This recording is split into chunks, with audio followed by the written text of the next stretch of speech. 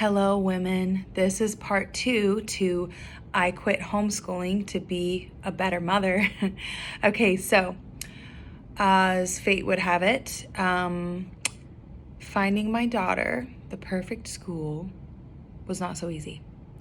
My daughter is 5 years old, due for kindergarten here in the wonderful state of Maryland.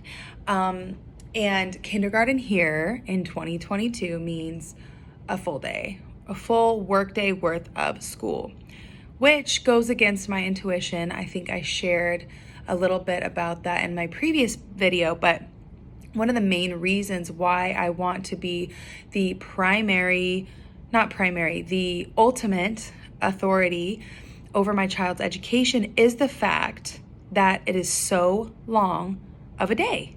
It's a whole work day's worth. And you know why it's so long. If you've looked into homeschooling, you know why, or if you do homeschooling, you know why the school day is so long is because they have they have so many kids to take care of.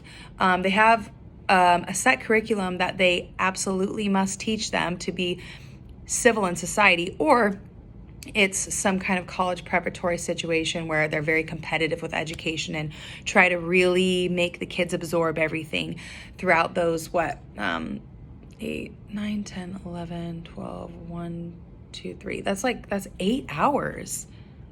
Did I count that right? Oh, they start at 9. I don't know, 7, 8 hours, whatever. It's too long.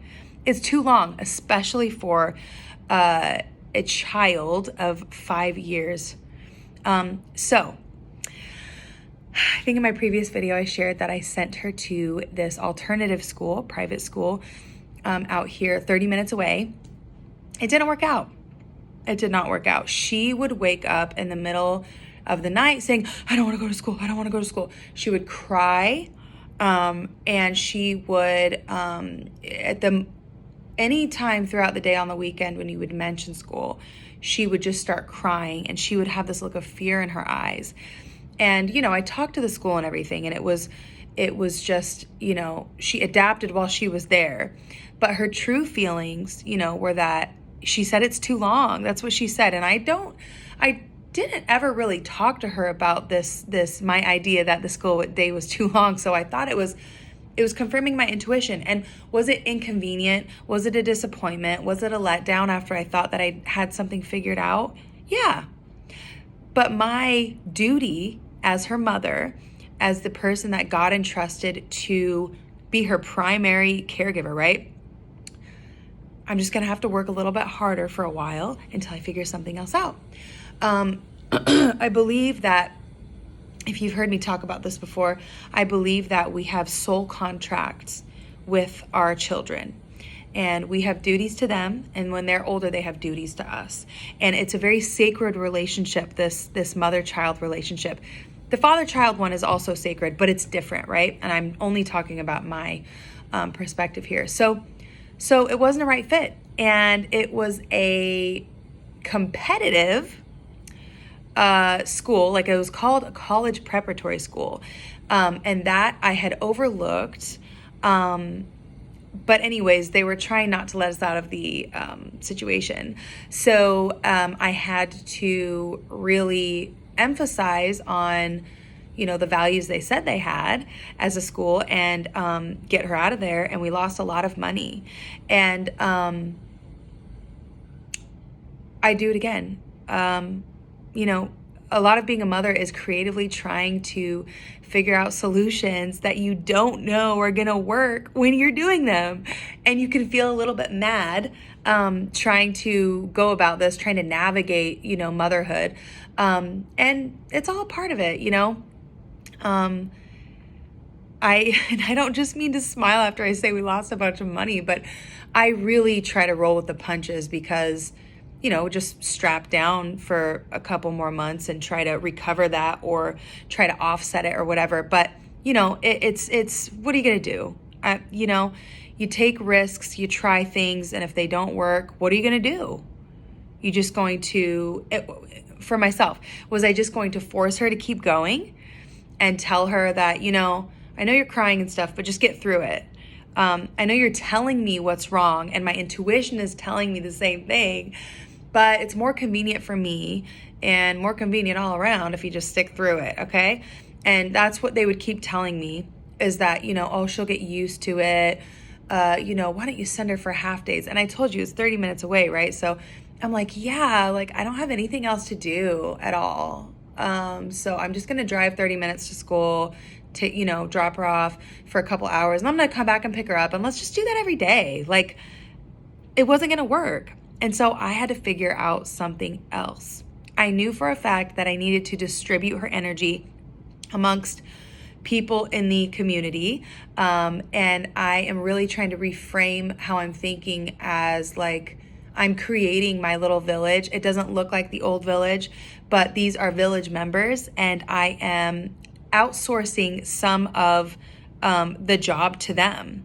And I know that's what I'm doing. And that's why I'm very intentional about how long it is. Going into the full school day, I had no idea how she would react. I just knew that I was desperate for some relief. I needed some help, and this seemed like an option. And we'd never tried full day. So I was like, okay, she's a very confident, strong, and independent young lady. So I just didn't know until I tried. And then it didn't work. So, she was home with me for a while longer. And, going from waking up in the morning, trying to get some alone time, if your kids are sick and stuff, it's a little blurred. The lines become blurred with boundaries when kids are sick. It's a little harder, I'm sure you know. And so, getting that alone time in, and then turning around and doing, a few hours with the kids, and then putting my son to sleep, which I nurse him to sleep and I lay down with him too. So I don't just go set him in a room with a bottle. Like it's work, you know what I mean? And then coming out and, she wants some attention, and then I'm hungry, and then, I want to be left alone for a little bit because I need to recover from the hours that this introvert just put in, you know what I mean? And then, the day would go on like that, me being stretched super thin, and it was really rough.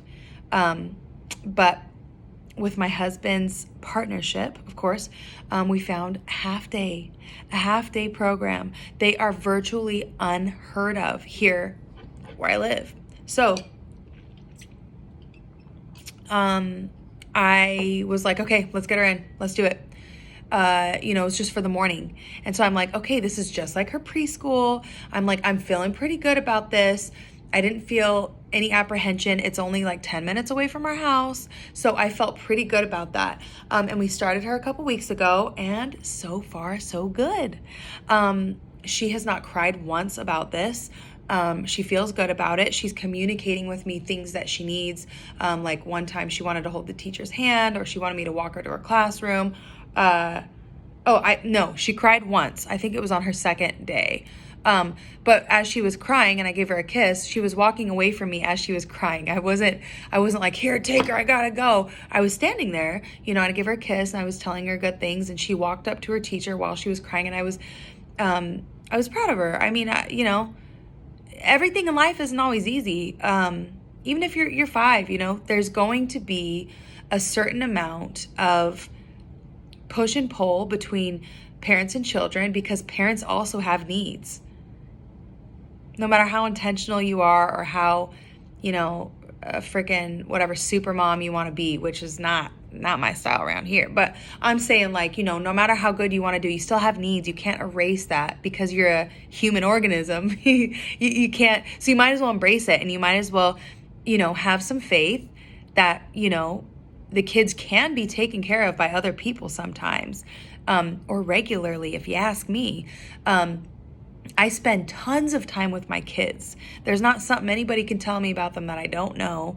There's nobody that knows them better than I do, and their needs and everything else, right? Like, and I try to get time away from them frequently. Like, I try to really set myself up to have time away from my kids, to get perspective, to gain health, to tend to my own sanity, like my own spirituality, things I like to do, keep my, the fire of life alive inside of me.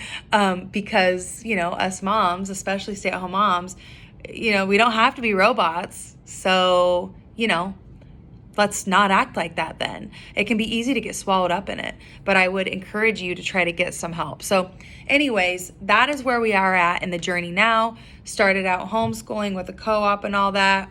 Burnout, major burnout. Put my daughter Zippy in a full-time school 30 minutes away. That was way too much. Scaled back, took a breath, put her in half day. And, this isn't, I will say too, like, this isn't the perfect school I would have chosen, but it was the only half day option where I could get some help with her and she could go be around other kids. And it was a short day. So that being said, some exciting news is that we are probably going to be moving here sometime soon within the next year because of the poor school options for intentional parents here. So that's a whole nother thing. But I hope you are doing well on your place in the journey, wherever you are. Let me know where you're at in your journey. Have you quit homeschooling? Are you still going strong? Are you burning out? Do you hate public school? Do you have a private school you like? What is going on in your kids' journeys? And how are you being an intentional parent while schooling them in whatever fashion you're doing? I'd love to know, and I'll see you next time. Bye.